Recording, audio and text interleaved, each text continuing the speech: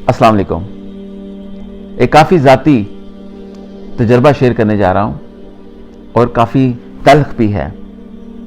उसकी वजह यह है कि हर इंसान की ज़िंदगी बहुत सारे दूसरे इंसानों से मिलती जुलती होती है। तो मुझे यकीन है कि मेरी बात सुनने के बाद, मेरे तजर्बे को सुनने के बाद काफ़ी लोग काफ़ी चीज़ें छोड़ देंगे और काफ़ी चीज़ों की प्रैक्टिस शुरू कर देंगे। इस तजर्बे ने मुझे काफ़ी रुलाया भी, परेशान भी किया। तकरीबन 1 साल पहले मैंने एक कंपनी के साथ पार्टनरशिप की। ऐसी कंपनी जिस कंपनी में आज से 8-10 साल पहले मैं नौकरी करता था। उस कंपनी ने मुझे बनाया, मैंने उस कंपनी से बहुत कुछ सीखा और इस पोजीशन पर पहुंचा कि मैंने अपना बिजनेस किया, कामयाब बिजनेस किया। बिजनेस के बाद दुनिया का सफ़र किया। अल्हम्दुलिल्लाह हर लिहाज से हर चीज़ को एंजॉय किया। एक वक्त आया कि फील्ड चेंज करने का प्लान किया, शहर छोड़ने का प्लान किया, शायद मुल्क भी छोड़ देता। कुछ ऐसी सोचें चल रही थी। अचानक ज़हन में आया कि जिस कंपनी के मालिक के साथ मैंने काम किया, जाके एक बार आखिरी बार उनसे मुलाकात कर लें, सलाम दुआ करके चलते हैं, फिर ज़िंदगी में कभी मौका मिले या ना मिले। जब मैं अचानक उनके पास पहुंचा, बात की, तो मैंने उस कंपनी की जब हालत देखी तो मुझे शदीद अफसोस हुआ। जिस कंपनी ने मुझे बनाया, जिस स्कूल से मैंने सीखा, जिस कंपनी से मैंने खाया, अर्न किया, अपना एम्पायर खड़ा किया, वो कंपनी इस वक्त नाजुक हालत से गुजर रही है, परेशानी से गुजर रही है। उस कंपनी का मालिक, जिसको मैं अपना उस्ताद भी मानता हूं, परेशान है और उन्होंने मुझे डायरेक्ट ऑफर कर दी कि अमजद, कोई ऐसा हाल निकाल लो कि इस कंपनी को भी मैनेज कर लो और अपनी कंपनी भी चला लो। तो मैं तकरीबन 15 दिन परेशान रहा और फिर फैसला किया कि इंशाल्लाह दोनों कंपनीज को मर्ज करके हम एक कंपनी बनाकर चलेंगे, पार्टनरशिप करके चलेंगे, जो कि उन्होंने खुद मुझे ऑफ़र की। जब मैंने कंपनी के अंदर के मामलात को स्टडी किया तो मुझे हर चीज़ के अंदर करप्शन नज़र आई। कंपनी के छोटे से छोटे मुलाजिम से लेकर बड़े से बड़े मुलाजिम ने कंपनी को लूटने की कोशिश की। तकरीबन सब ने नहीं, लेकिन ज़्यादातर लोगों ने। जहां मौका मिला उन्होंने कंपनी को नोचा। जिस प्लेट में खाया उसी प्लेट को स्क्रैचेस डाल दिए। हर बंदे ने अपना पेट भरने की खातिर, अपनी कमीशनों के चक्कर में, अपने डबल बिल के चक्कर में कंपनी को इतना कमज़ोर कर दिया कि कंपनी लॉस में चल रही थी। मुझे बहुत दुख हुआ। जब मैं एक एक सफ़ा खोलता मुझे अंदर से करप्शन नज़र आती।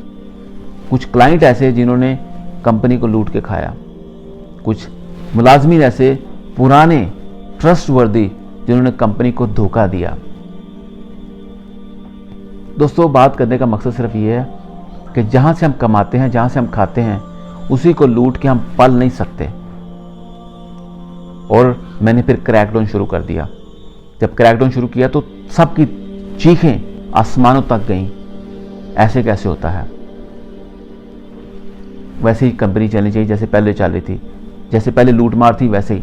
फिर मुझे अपना पाकिस्तान याद आया। पाकिस्तान में भी करप्ट लोग यही कहते हैं, जी वैसे ही चलना चाहिए, एहतसाब नहीं होना चाहिए। फिर मैंने आहिस्ता आहिस्ता करके जो माफिया से उनको निकालना शुरू कर दिया, उनके बुत तोड़ने शुरू कर दिए। बिलीव कीजिएगा, तकरीबन 1 साल का वक्त लगा। मैंने कभी पिछले साल 10 सालों के अंदर इतना काम नहीं किया जितना मैंने 1 साल के अंदर काम किया। और आज कंपनी अल्हम्दुलिल्लाह अल्हम्दुलिल्लाह अल्हम्दुलिल्लाह नुकसान में नहीं है। बहुत ज़्यादा प्रॉफिट में नहीं है तो कम से कम नुकसान भी नहीं कर रही।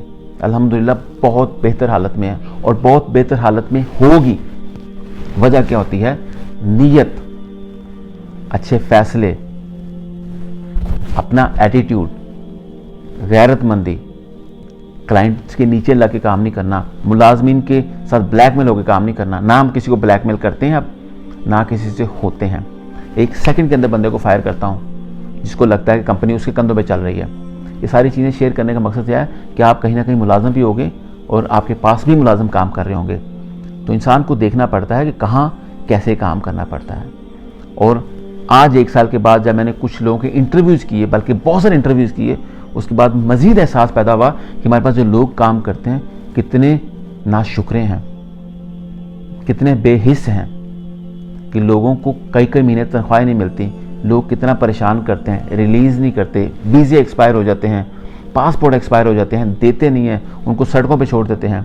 और हम लोगों का इतना ख्याल रखते हैं, एक एक चीज़ उनको देते हैं, खाने तक देते हैं, और फिर भी नाशुक्री करते हैं। ऐसे घरों के अंदर सुकून नहीं होता। जो ज़्यादती करता है, अगर हम करेंगे ज़्यादती, हमारे घर भी सुकून नहीं होगा, और कोई दूसरा ज़्यादती करेगा उसके घर में भी सुकून नहीं होगा। बताने का सिर्फ मकसद ये है, ये तजर्बा शेयर करने का मकसद सिर्फ ये है कि चीज़ें बीमार हालत से मजबूत हालत में भी हो जाती हैं, जैसे हमारी कंपनीज़ हुई हैं अल्हम्दुलिल्लाह, और इंशाल्लाह और बेहतर होंगी। इस कंपनी का बहुत बेहतरीन फ्यूचर है। कंपनीज़ के नाम है Naseer new, Naseer advertising, sketch decor और स्टूडियो एटीट्यूड। और हम पार्टनर हैं नसीर अहमद साहब और मैं। और हमारे पास जो लोग काम करते हैं, जो हमारे साथ लॉयल रहेंगे, उनके साथ इंशाल्लाह बेहतरीन होगा। जो हमारे साथ कंपनी के साथ लॉयल नहीं होंगे, हम उनको 1 सेकंड के अंदर फायर कर देंगे। ये तजुर्बा आपसे शेयर करने का मकसद सिर्फ ये है कि आपने ना कभी किसी को ब्लैकमेल करना है, ना होना है।